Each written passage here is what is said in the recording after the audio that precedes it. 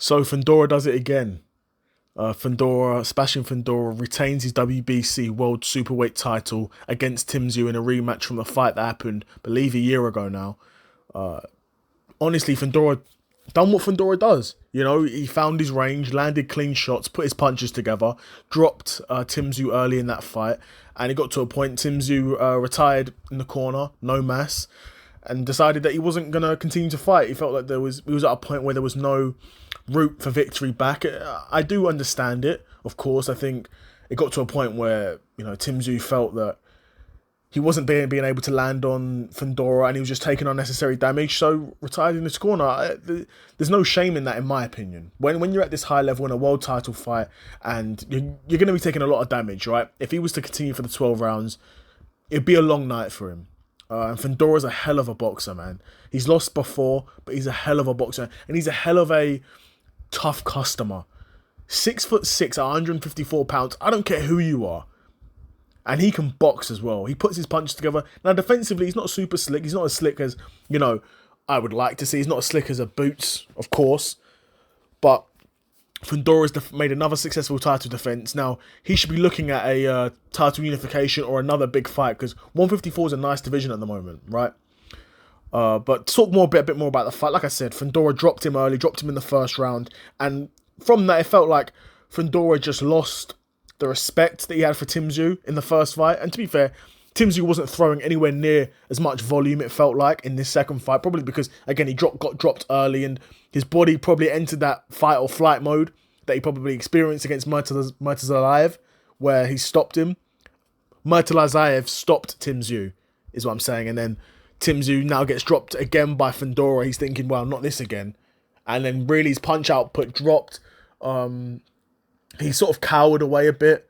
It sounds a bit harsh, but Fundora was really gaining momentum and gaining confidence and applying pressure. And if you're fighting someone who's 6'6", the last place you want to be is against the ropes, right? Where he can use all of his advantage, draw a sitting target. He can just put his punches together, those long hooks, those long straights.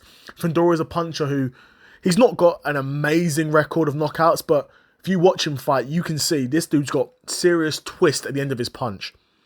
Which, again, you see a guy at his height, his sort of lankiness, he's skinny. You think, well, he's not going to be a huge power puncher, but he's got sting on his punches.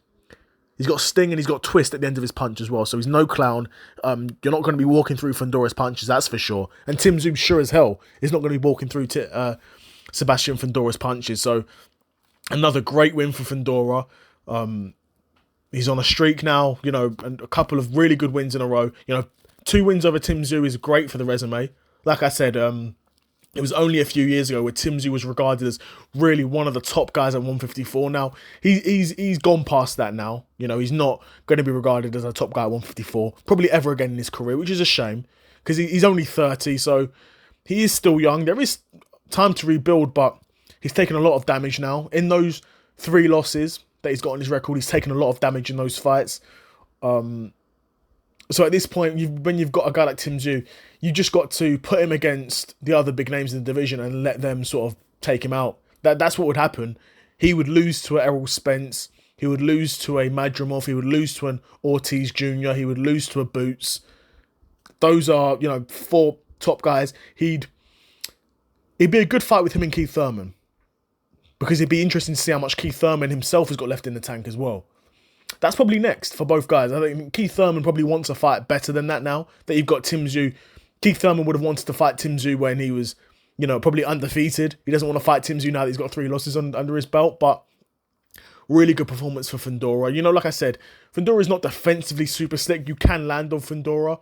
But for a guy so skinny, he seems to always have his legs under him for the most part.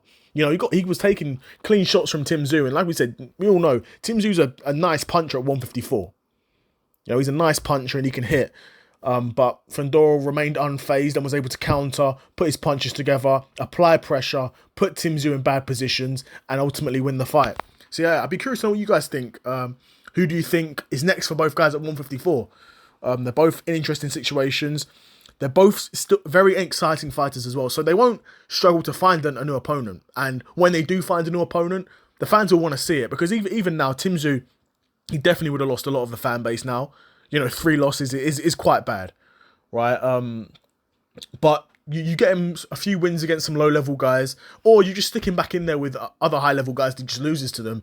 Tim Tszyu the type of guy who, even in a loss like this, he came to fight. Like, he was still throwing stuff. He was still landing on Fundora at times. He wasn't able to sort of get into range, which is going to happen when you're facing a guy who's 6'6". You're not going to be able to get into range, right? That's Fundora's whole game, right? But yeah, like I said, I'd be curious to know what you guys think is next for both guys. Do you think Fundora should be looking at a unification with one of the other champions at 154, or another title defense? And what do you think is next for Tim Tszyu? Be curious to know what you guys think in the comments below. But yeah, another episode of the Seth solo side quest in the bag, and I'm out. Peace.